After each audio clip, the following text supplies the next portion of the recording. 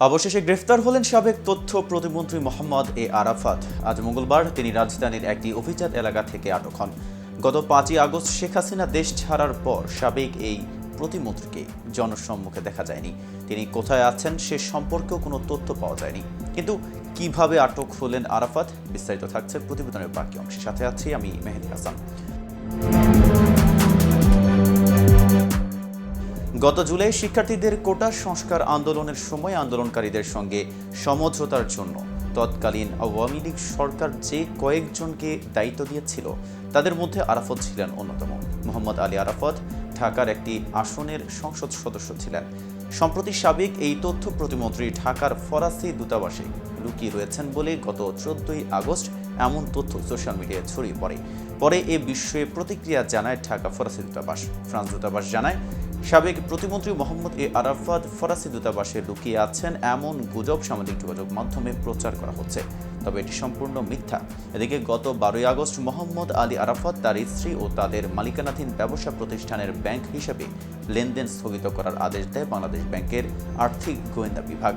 সব ব্যাংক ও আর্থিক প্রতিষ্ঠানের কাছে এর নির্দেশনা পাঠানো হয়। মোহাম্মদ আলী আরাফাত কয়েক বছর ধরে আওয়ামী লীগের হয়ে নানা বুদ্ধিভিত্তিক কাজে যুক্ত ছিলেন। টক শোতে তিনি আওয়ামী লীগ ও সরকারের পক্ষে কথা বলেন। 2022 সালের ডিসেম্বরে প্রথমবার আওয়ামী লীগের কেন্দ্রীয় কমিটির নির্বাহী সদস্য হন তিনি। গত বছরের জুলাইয়ে ঢাকা 17 আসনের উপনির্বাচনে বেসরকারিভাবে নির্বাচিত হন আওয়ামী লীগের প্রার্থী মোহাম্মদ আলী আরাফাত।